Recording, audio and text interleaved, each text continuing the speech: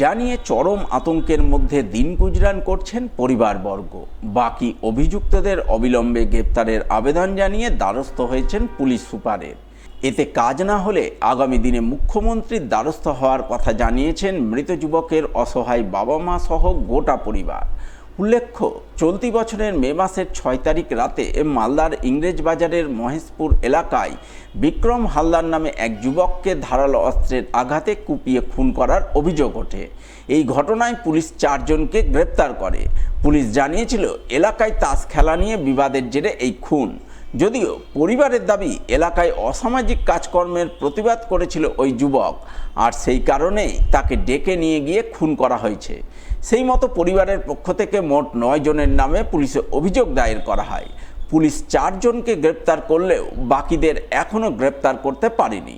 বাকি অভিযুক্তরা মৃতের পরিবারকে লাগাতার হুমকি দিচ্ছে। বাধ্য হয়ে পরিবারের পক্ষ থেকে চলতি মাসের 7 তারিখ পুলিশ সুপারের কাছে লিখিত অভিযোগ দায়ের করা হয়। গোটা পরিবার রীতিমতো আতঙ্কে রয়েছে। আতঙ্কিত পরিবারবর্গের বক্তব্য, বাকি অভিযুক্তদের অবিলম্বে গ্রেপ্তার করতে হবে, নচেত তারা মুখ্যমন্ত্রীর দ্বারস্থ হবেন। পুলিশ অ্যারেস্ট করেছে 4 জনকে। তারা এখনো ঘুরে বেড়াচ্ছিল।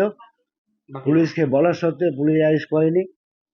এবার আমি লাস্টে আমি আইসির সঙ্গে দেখা করেছি, ডিএনটির সঙ্গে চিঠি দিয়েছি, আমি ডিএসপির কাছে গেছি। আগামীকাল আমি এসপির কাছে যে কপি দিয়েছি। আমি চাইছি যে ওদেরকে যে করে হোক অ্যারেস্ট করা হোক। মোট কতজনের নামে অভিযোগ আপনাদের? ওদের 9 জন। আর বাকিরা কি করছে? যারা অ্যারেস্ট হয়নি তারা ঘুরে বেড়াচ্ছে? তারা ঘুরে বেড়াচ্ছে। পুলিশকে বলা সত্ত্বেও ধরলো না। এখন তো ওরা কোথায় পালিয়ে গেছে খবর পাচ্ছি না এখন। ওনার বাড়িতে বলেছিলাম যে অস্ত্র ফস্ত্র আছে এই বাড়িতে। আমি দরকার পড়লে হাইকোর্ট যাব, সুপ্রিম কোর্ট যাব, দরকার পড়লে আমি মুখ্যমন্ত্রীর কাছে যাব, কিন্তু আমি ছেড়বো না। পুলিশ অ্যারেস্ট করেছে 4 জনকে। আমরা চাই যে মেয়েরা ঘুরে বেড়াচ্ছে, আমাদেরকে আরো হুমকি দিচ্ছে যে ওকে মেরেছি আরো মারবো।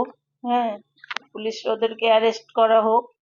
ওরা ডেকে নিয়ে গিয়ে নৃশংসভাবে খুন করেছে। আমরা বৃদ্ধ বাবা মা, আমাদেরকে কে দেখবে? আমার একটাই ছেলে, কেউ দেখার নাই।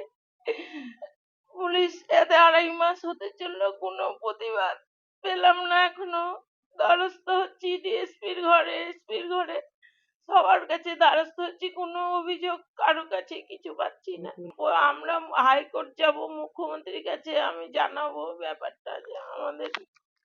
এই বিষয়ে ইংরেজবাজারের বিধায়ক অম্লান ভাদুড়ীকে ধরা হলে তিনি বলেন, পুলিশ যথাযথ পদক্ষেপ নিয়েছে, বাকি অভিযুক্তরা পলাতক রয়েছে, তাদেরও পুলিশ গ্রেপ্তার করবে।